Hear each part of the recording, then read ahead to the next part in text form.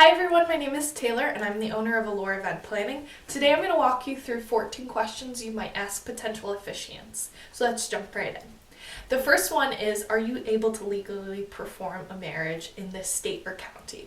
While it might seem like a given question, it's always good to double check, especially if you haven't checked a person's references or seen that they have a large body of reviews. The second question to ask would be, how many ceremonies have you performed? It's helpful to know the answer to this question because it'll give you an idea of how comfortable this person is in front of a large group of people. That'll tell you if they're a good public speaker in front of a large group of people, like they will be at your ceremony. A third question you might ask is, do you have a script or do you make custom ceremonies for the couple? This is a good question to talk about your fiance with ahead of time. If you guys are by the book and you just want a normal scripted ceremony, then if your officiant's okay with that, that'll be great. However, if you want a really custom ceremony that you guys have a lot of input in, you might want to make sure that your officiant is okay with that ahead of time. Another question is, how can we personalize our ceremony? There's a lot of different options, so you want to have an idea of how comfortable your officiant is with you customizing, adding in your own readings, having different parts in it, like a sand ceremony or a candle ceremony.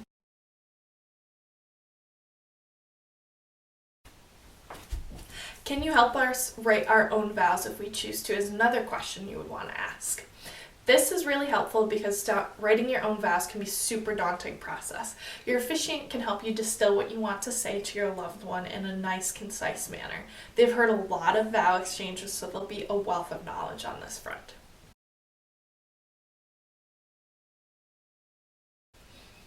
The next question is, how long is a typical ceremony? If your officiant has long, lengthy ceremonies, kind of typical with religious ceremonies, it's important to know this, especially when you start to work on your timeline later in the planning process.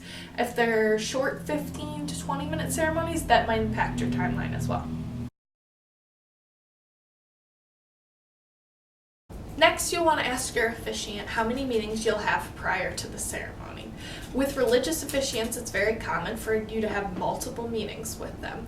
With non-religious officiants, you'll probably have fewer, but it's good to know what the time investment will be. Another question you might ask is, what will you wear? Now, I know this might seem like a weird question, but think about it. The officiant is standing between you and your fiance, so they're going to be in a lot of pictures of the ceremony. So if you're particular about what they wear or you want a certain style, it's good to communicate this up front.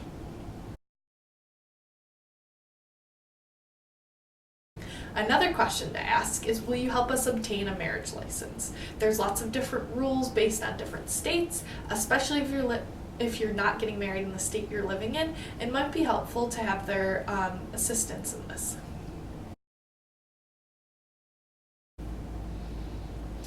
Also, you're going to want to ask if they're going to fill out and file the marriage certificate for you. It's important to know who does this because different officiants do it in different ways.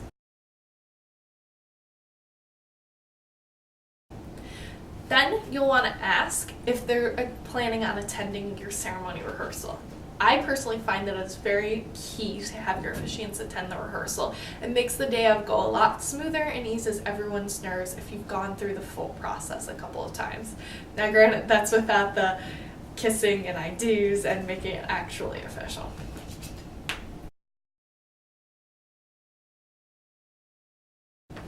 This next one's important. Do you have a backup?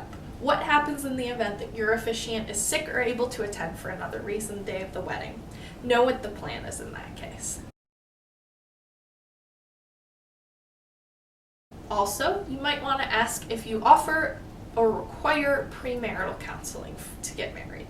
As you know, religious ceremonies often require some sort of a premarital counseling, but if you're still interested in it and not doing a religious ceremony, your officiant may be able to guide you in the right direction.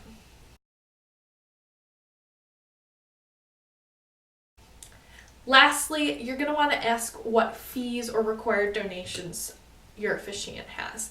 Make sure that this is clear and ask any questions that you have up front. Thank you so much for tuning in today. I hope I answered some of your questions. If you like this video, please hit the thumbs up. Feel free to subscribe. And if you have any questions, feel free to contact me on elorevent.com. Thank you. Have a good one.